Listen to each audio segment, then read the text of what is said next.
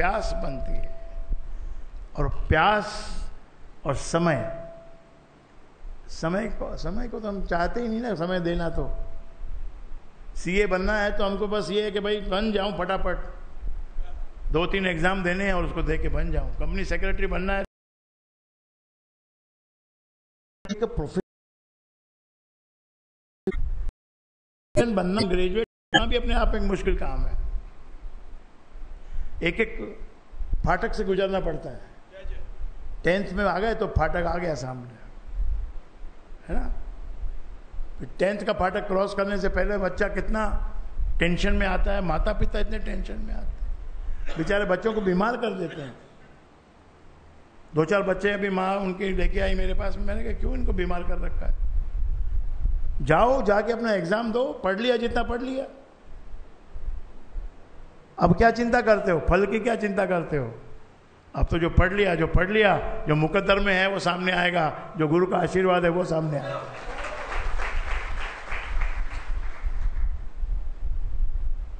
ऐसे अपने यहाँ के बच्चे परफॉर्मेंस बहुत अच्छी लाते हैं। अभी वो नवीन मित्र की लड़की है, वो बोल रहा है कि मेरे लड़की तो सिर्फ 75-80% ही ला सकती थी, लेकिन गुरु की कृपा से 88% आ गया। मंजिल आ गई। और रिजल्ट आने के बाद और रसगुल्ले बंटने के बाद मंजिल नहीं रहेगी, फिर से वो रास्ता बन जाएगा। 10वीं पास होने के बाद नया रास्ता बन जाएगा। अब 12वीं तक का रास्ता सफर तय करना है। 10वीं के बाद 12वीं का सामने माइलस्टोन दिखाई पड़ रहा है। ऐसे ही जीवन में चलता है मेरे भाई। नौकरी मिल जाए, कैसी भी मिल जाए, ऐसी भी मिल जाए, वैसी भी मिल जाए, दूर भी मिल जाए, खार घर में मिल जाए। रहता मलाड में, नौकरी मिल रही खार घर में, मजबूरी में लेनी भी पड़ती है, लेकिन बाद में उसको बोलना पड़ता है, भाई कुछ दूसरी नौकरी ढूंढो। 2.5 घंटा जाने का, 2.5 घंटा आने का, और 8 घंटे के बदले आजकल 10 घंटे के पहले कोई छोड़ता नहीं है। 10 घंटा और 2.5 15 घंटा कितने दिन कर सकेगा? नहीं कर सकेगा। यानी कि मंजिल मिली, नौकरी मिलना एक मंजिल मिलना है, लेकिन फिर भटक गए, फिर यूजलेस हो गए, फिर उसमें से दुख उत्पन्न हो गया। घर के नजदीक मिल गई नौकरी, जिस बिल्डिंग में रहता है उसकी बाजू वाली बिल्डिंग में नौकरी मिल गई। कितनी खुशी की बात है। लंच टाइम में घर पे खाना खाने भी आ सकता है। सुबह 10 मिनट पहले निकले तो ऑफिस में पहुंच जाए, दोपहर में लंच टाइम में घर में आके बीबी के हाथ की रोटियां खा के चला जाए तो भी ऑफिस में टाइम पे पहुंच जाए, और शाम को छूटते ही फौरन घर आ जाए। कितने बड़े दुख की बात है। उसको पूछो उस आदमी को जो इस पोजीशन में है, जिसका ऑफिस, घर और दुकान सब कुछ मलाड में है, उसको भी बहुत दिक्कत है, और जिसका नेरीमन पॉइंट पे है उसको भी बहुत दिक्कत है। ये दिक्कत रहने वाली है, दिक्कत जाने वाली नहीं है। तुम प्रेम करो किसी को, और प्रेम में तुम कुछ निछावर करो, वो निछावर यानी गिफ्ट, सोवेनियर। प्रेम का मतलब होता है gift. If there is no gift, there is no love. Remember this formula from the Guruji. There is no love if there is no gift. So you should always take small or a big gift for your wife. Wife को gift दोगे तो उस दिन या कुछ दिन अच्छे जाएंगे। नहीं, ये लेन देन के बिना संसार नहीं है। कितने ही तुम कहो कि भाई बिना लेन देन के चलो, कृष्ण भगवान ने कितना कहा है कि निष्काम कर्म करो। क्या निष्काम कर्म करो भाई? आजा मेरे यहां नौकरी करने, आजा, निष्काम कर, कुछ नहीं दूंगा। नहीं कर सकते। संसार का मतलब ही लेन देन है। गुरु के दरबार में भी कुछ तो देना ही पड़ता है और कुछ लेना भी पड़ता है। सर देना पड़ता है और परम जो आनंद है वो प्राप्त होता है। तो भक्ति करना ये एक विद्वानों से, जो बड़े विद्वान हैं, ये उनका काम है। जो विद्वान हैं, पढ़े लिखे हैं, गुणी लोग हैं, वो अगर गुण में आकर अपने घमंड में आते हैं, अपनी ईगो में आते हैं, बढ़ते हैं, अपनी ईगो को बढ़ाते हैं, घमंड दिखाते हैं अपना, या वैभव दिखाते हैं, कोई ऐश्वर्य दिखाता है, दिखाइए, लेकिन उसके अंदर में सात्विकता रखिए। सात्विकता भीतर में होनी ही चाहिए।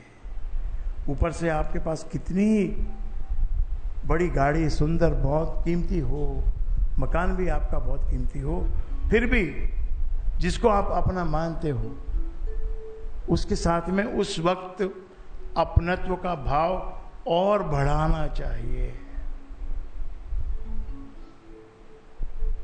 जो गाड़ी की बढ़िया सीट है उस पे उसको बिठाओ, आओ तुम बैठो, क्योंकि तुम तो रोज बैठोगे, ये तो कभी आया, एक बार आया है, तो इसको बिठाओ।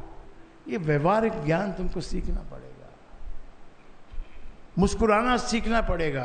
तुम मुस्कुराना जानते नहीं हो, तो मुस्कुराने के लिए परिस्थितियों का आह्वान करते हो।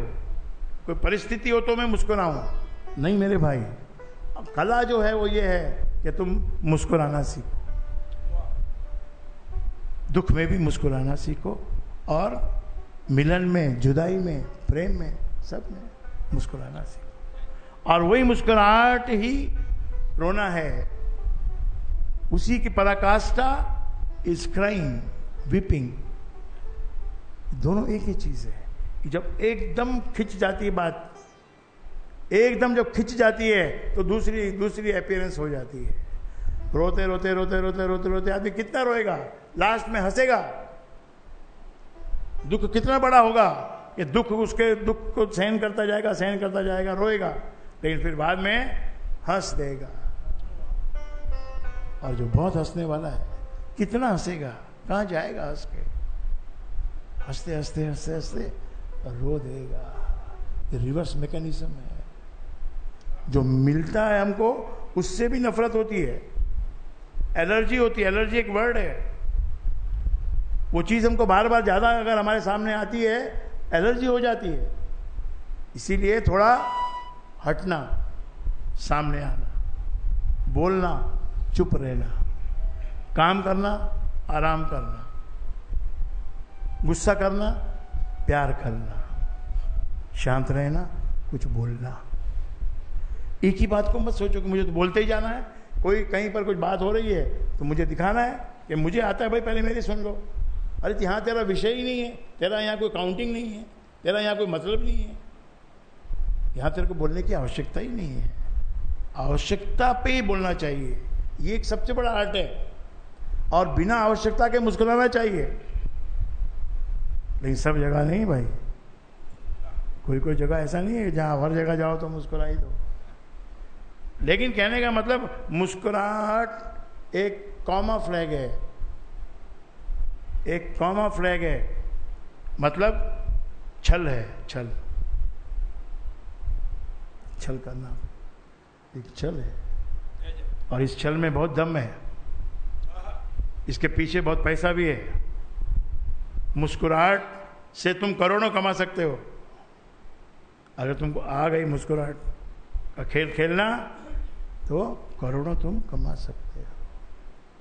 मैंने बताया कि परमात्मा ने 5 विकार भेजे हैं, वो शत्रु भी हैं और दुश्मन भी हैं, मतलब दोस्त भी हैं और दुश्मन भी हैं। दोस्त क्यों है? क्योंकि सदा अपने साथ रहते हैं। अपना दुश्मन अपने साथ सदा तो नहीं रहता है, वो तो अपने दोस्त हैं, सदा अपने साथ रहते हैं। और अगर हम उनको अधिक इस्तेमाल करें तो दुश्मन बन जाते हैं। हर एक व्यक्ति को हक है वो प्रमोशन करे, आगे बढ़े, ज्यादा कमाने की सोचे और थोड़ा बड़ा करने की सोचे, लेकिन at the same time time की उसमें जो खपत होती है उसको भी उसमें डालना सीखे। उसका इंग्रेडिएंट क्या है? टाइम है। Time, time is a ingredient. Ingredient मतलब सामग्री। यज्ञ में सामग्री डाली जाती है तो समय देना पड़ेगा। कुछ सीखना है तो समय देना पड़ेगा। ये मैं एक बात अभी बोल रहा था, जरा थोड़ी स्लिप हो गई मेरे दिमाग से। हाँ, कामाफ्लेक तो है ही, और वो तो कामाफ्लेक तो है। बड़ी गहरी बात है। विकार जो है, लालच आपके भीतर बैठा हुआ है। हर जगह में, हर बात में वो लालच सर उठाता है। जब लालच सर उठाए तो उससे पहले गुरु का हाथ का दर्शन करो। गुरु ने मना किया है भाई, लालच नहीं करना, समझ के करेंगे, जो करेंगे समझ के करेंगे। वो कहेगा भाई देखो आपको अभी लेना है तो ले लो भैया, नहीं तो ये तो चीज़ खत्म हो जाएगी। खत्म हो जाएगी तो भैया ठीक है, खत्म हो जाएगी। नहीं लेंगे और क्या होगा, सब तुम ले लो, सारे शेयर तुम ही ले लो, अपने घर में रखो, हमको जरूरत ही नहीं है लेने की। कितने लोग इस चीज के मारे हुए। कोई दोस्त ने बोल दिया मेरे पहचान वाला है, कंपनी सेक्रेटरी है, उस कंपनी में सेक्रेटरी है, उसने मेरे को बोला है अरे ये शेयर तो ले लो, कितना ही ले लो, इतना ही ले लो, कितना ही ले लो। एकदम ऐसी अवस्था खड़ी कर देते हैं कि तुम कहीं से भी ला के अरे भाई पैसा नहीं है मेरे पास में, अरे कहीं से भी ले आ यार, 2 दिन की तो बात है। इधर फोन किया, उधर फोन किया, उधर से वो लगाया, इधर से साले को भी रगड़ा, साले को भेज भाई 2 लाख। साला बोलता है मेरे पास कहां से यार 2 लाख है, कहीं से तो लाके दे मेरे को, तू साला मेरे बहन का वाइफ है, मेरी वाइफ का भाई है। होता है ना आदमी उस वक्त एकदम एक सिचुएशन ऐसी खड़ी हो जाती है कि जिसमें वो बरबस हो जाता है, बेबस हो जाता है, और फिर वो पैसा डाल देता है। फिर वो समय आता है कि अभी कल रिजल्ट आएगा, तुम्हारा बड़ा कुछ है ही नहीं। 3 काणे उसको बोलते हैं, पुरानी भाषा में, मारवाड़ी भाषा में और शास्त्र की भाषा में बोलते हैं 3 काणे। 3 काणे आ गए। कौड़ी का गेम होता है ना, उसमें कुछ ऐसा है कुछ जो 3 काणे आ गए। तो 99.9% 3 काणे आते हैं। आपको उदाहरण पुराने भी दूं कि नए दूं? चलो नया ही उदाहरण देता हूं। एक लड़का छोटा गांव में रहता, मिडिल क्लास फैमिली में पलता, मेहनत करता, स्कूल जाता, क्रिकेट खेलता, अच्छा खेलना जान गया, थोड़ा नाम हो गया, सिलेक्शन भी हो गया, और भगवान की इतनी कृपा हुई कि वो अपने खेल में कामयाब हो गया, और कामयाब होकर इंटरनेशनल प्लेयर बन गया। इंटरनेशनल प्लेयर बन गया तो अब आईपीएल में भी खेला। आईपीएल में तो भरपूर पैसा मिलता है। पैसा मिलता है पहले बोली लगाई जाती है कि तेरे को हमने 1 करोड़ में खरीदा। अब 1 करोड़ रुपया में एक आदमी का खेल बिक जाए, वो भी 1 साल के लिए, इससे बड़ी और क्या बात हो सकती है। कितना पैसा आपको मिल रहा है कि आप 2 महीना खेलेंगे, हारेंगे या जीतेंगे, आपको 1 करोड़ में खरीदा गया। कितनी अच्छी बात है। गांव में रहता था, चड्डी पहनता था, गुल्ली डंडा खेलता था, बैट भी नहीं थी, किसी और की बैट से खेलता था। ये सब करके पहुंच गया आईपीएल में, मिल भी गया 1 करोड़। फिर भी लालच, हाय हाय, अब मैं तो भाई अब 1 करोड़ में मेरा काम कैसे चलेगा। तो फिर बुक किलो के चक्कर में आया और 50 लाख खाया। और अभी क्या खाएगा? क्या खाएगा? डंडे नहीं, जेल की हवा खाएगा। जेल में रोटी जो मिलती है ना, वो 2 महीने में आपका लीवर को खराब कर देती है। और जेल में एक बहुत बुरी बात होती है जो शायद बताने लायक नहीं है, फिर भी बता देता हूं, क्योंकि आप लोग शिष्य हो, सब नॉलेज होनी चाहिए आपको। एक तो वहां जो जेल में दूसरे जो होते हैं गुनहगार बड़े वाले, वो तुम्हारे को अपना नौकर बनाते हैं, तुम्हारी पिटाई लगाते हैं। और जो इंस्पेक्टर है वो अलग बात है, जो हवलदार है उनकी भी कभी कभी इच्छा होती है कि 2-4 लाफा मारो, तो जो नया बकरा होता है उसको लाफा मार के जाते हैं। मतलब जेल में जो बैठ गया उसको सूखी रोटी, गंदी रोटी, हवलदार का चपाटा, और उसके अंदर जो बैठा है कोई चोर बड़ा, कोई माफिया वाला बैठा है, उसकी भी मार खाओ या उसकी सेवा करो। सब जगह दुनिया बसी हुई है, बादशाह सब जगह पे हैं, जेल में भी बादशाह है। जेल में काटना, जेल काटना आसान नहीं है। एक बहुत ही गंदी बात बताता हूं आप बोलोगे क्यों बोला आप? साला वहां पर जो कमोद है ना, बस उस पर बैठते जाओ बैठते जाओ बैठते जाओ, देयर इज नो वाटर। सोच लो आपके घर में 2 दिन अगर ऐसा हो जाए तो, पहले एक गया, फिर दूसरा गया, फिर तीसरा गया, फिर चौथा गया, फिर 5वां गया, अगले दिन फिर उसी में आपको जाना है। लालच इसीलिए जल्दी से करना नहीं, लालच। सही रूट से जो पैसा मिल रहा है, थोड़ा मिल रहा है थोड़ा ठीक है, ज्यादा मिल रहा है ज्यादा ठीक है, मिल रहा है तो ठीक है, नहीं मिल रहा है तो भी ठीक है। मालिक तो बैठा ही ऊपर, देखने वाला, देने वाला, संभालने वाला, संभालता है, वो संभालता है। अभी 50 लाख खा के बेचारे का कितना पेपर में नाम खराब हो रहा है। गांव का लड़का क्या लालच में फंस के क्या हाल हुआ है।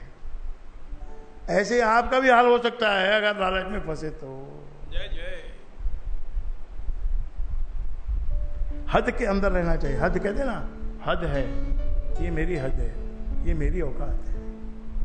मेरी औकात नहीं कि मैं इसको गाली दूं। ऐसे छुपी हुई एक औकात अपनी पहचाननी चाहिए। मैं इतना भारी शब्द किसी को बोलने जा रहा हूं, मेरी औकात है क्या? क्यों बोलना किसी को शब्द? क्यों किसी को सलाह देनी? क्यों किसी को शिक्षा देनी? हक है क्या तुमको? सामने वाले ने तुमको हक दिया क्या? गुरु को हक नहीं देते तो और किसी को क्या हक देंगे? गुरु की भी बात वो जब तक अपनी तरीके से उसको बना नहीं लेता तब तक गुरु की बात नहीं मानता, क्योंकि बुद्धि का फर्क है। तुम्हारी बुद्धि जहां तक सोच सकती है उसके बहुत आगे उसको दिखता है गुरु को, तो वो तुमको कैसे समझ में आएगा? समझ में आ नहीं सकता। तुम प्रश्न पूछते हो, फिर उसका उत्तर तुम अपने ही उत्तर जो तुम्हारे दिल में पहले था उसी को कहते हो इंडोर्स करो।